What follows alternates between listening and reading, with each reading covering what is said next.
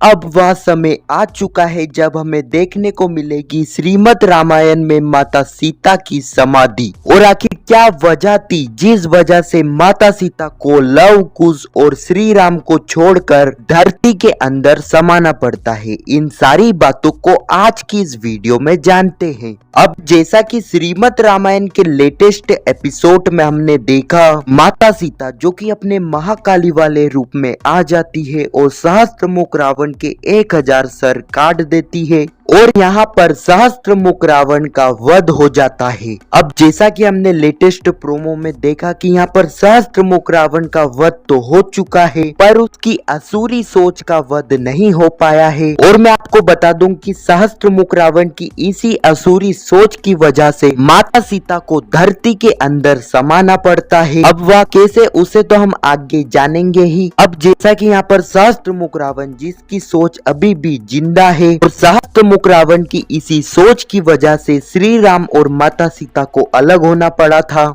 इसका मतलब यहाँ पर सहस्त्रमुख रावण मरकर भी अभी जिंदा हो चुका है, मतलब इसकी सोच का अंत अभी तक नहीं हुआ है। और दोस्तों सहस्त्रमुख रावण की यह सोच जो कि अभी भी जिंदा है, इसी सोच की वजह से माता सीता को धरती के अंदर समाना पड़ता है। क्योंकि दोस्तों वाल्मीकि जी की रामायण में लिखा गया है कि जब माता सीता सहस्त्रमुख रावण का वध करती है, उसके बाद माता सीता श्री राम से तो मिलती है पर श्री राम के साथ अयोध्या वापिस नहीं जाती है और वहीं से माता सीता वाल्मीकि जी के आश्रम में वापिस लौट जाती है। अब यहाँ पर श्री राम जो कि लव कुश और हनुमान जी और सभी लोगों के साथ वाल्मीकि जी के आश्रम में जाते हैं ताकि वह माता सीता को वापिस से अयोध्या लेकर आए। अब यहाँ पर माता सीता श्री राम के साथ अयोध्या वापिस लौटने के लिए तैयार हो जाती है। अब यहाँ पर श्री राम को माता सीता को यह कहना पड़ता है कि सबसे पहले आपको फिर से अग्नि परीक्षा देनी होगी। अब दोस्तों आपने रामायण देखी है या फिर रामायण को पढ़ा है तो आपको पता होगा कि जब श्री राम दशानन रावण का वध कर देते हैं, उसके बाद माता सीता श्री राम से मिलती है तो श्री राम माता सीता को अग्नि परीक्षा देने के लिए कहते हैं। उस टाइम माता सीता अग्नि परीक्षा देती भी है। अब यहाँ पर माता सीता दोबारा अग्नि परीक्षा देने का सुनकर माता सीता काफी ज्यादा क्रोधित हो जाती है और वह इस अपमान को सहन नहीं कर पाती है।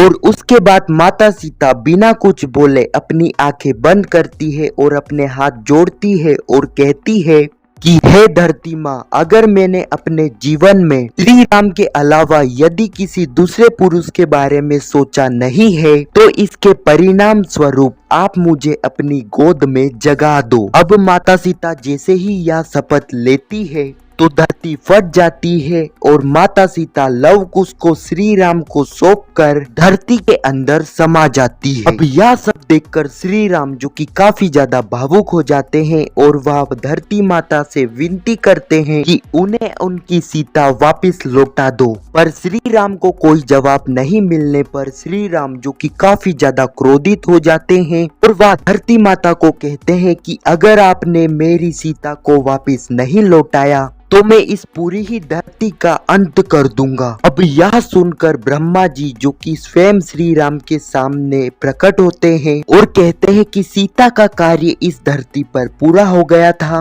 और सीता धरती के रास्ते बैकुंठ धाम पर पहुंच चुकी है। अब यह सुनने के बाद श्री राम का क्रोध शांत तो हो जाता है और वह लव कुश के साथ अयोध्या वापस लौट जाते हैं। अब दोस्तों कुछ रामायण में ऐसा बताया जाता है कि माता सीता वाल्मीकि जी के आश्रम में ही धरती के अंदर समाती है। दोस्तों कुछ रामायण में ऐसा बताया जाता है कि माता सीता जो कि अयोध्या वापस आ जाती है और अयोध्या के अंदर ही धरती के अंदर समाती है। अब दोस्तों जैसा कि मैंने आपको कुछ देर पहले कहा था कि सहस्त्रमुख रावण जिसका वध तो हो चुका है पर उसकी सोच अभी भी जिंदा है और उसकी सोच की वजह से ही माता सीता को धरती के अंदर समाना पड़ता है। अब दोस्तों ऐसा मैंने आपको इसलिए कहा था दोस्तों जैसा कि आपको पता होगा कि सहस्त्रमुख रावण जो कि अयोध्या वासी के अंदर ऐसी सोच को भरता है उसी सोच की वजह से अयोध्या वासी माता सीता के ऊपर लाल छन लगाते हैं और उसी वजह से माता सीता श्री राम से अलग होती है।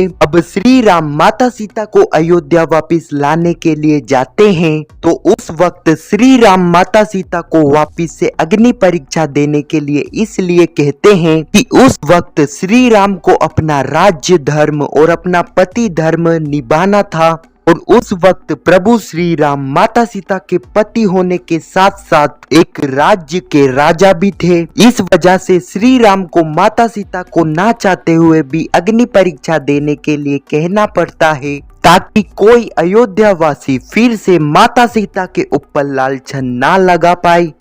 जैसा कि हमें पता है कि पहले अयोध्या वासी की ऐसी सोच नहीं थी, पर सहस्त्र मुख रावण अपनी सोच को अयोध्या वासियों में डालता है और सहस्त्र मुख रावण की सोच की वजह से ही अयोध्या वासी की सोच ऐसी बनती है। दोस्तों, क्या हमें श्रीमद् रामायण में यह सब कहानी देखने को मिलेगी? अब दोस्तों, जैसा कि मैंने आपको पिछली वीडियो में बताया था कि यह कहानी जब माता सीता धरती के अंदर समाती है, यह कहानी हमें हो सकता है कि देखने को मिल जाए। अब दोस्तों, लेटेस्ट प्रोमो को देख के तो ऐसा ही लगता है कि शायद ही हमें यह कहानी अब देखने को मिलेगी श्रीमद् रामायण में, क्योंकि जैसा कि दोस्तों आपने श्रीमद् रामायण के लेटेस्ट प्रोमो में देखा कि यहाँ पर सहस्त्र मुख रावण का तो वध हो चुका है, लेकिन उसकी सोच अभी भी जिंदा है। और जब महाकाली सहस्त्र मुख रावण का वध करती है, तो जब सहस्त्र मुख रावण का खून जो कि एक नदी में गिर जाता है, अब सहस्त्र मुख रावण का खून जो कि एक नदी के पानी में मिल जाता है और उसी नदी के पानी को एक अयोध्या वासी लेकर आता है और पी लेता है। अब उस पानी को पीने की वजह से उस अयोध्या वासी के अंदर सहस्त्र मुख रावण की सोच आ जाती है और यह कहानी ही हमें श्रीमद् रामायण के आने वाले एपिसोड में देखने को मिलने वाली है।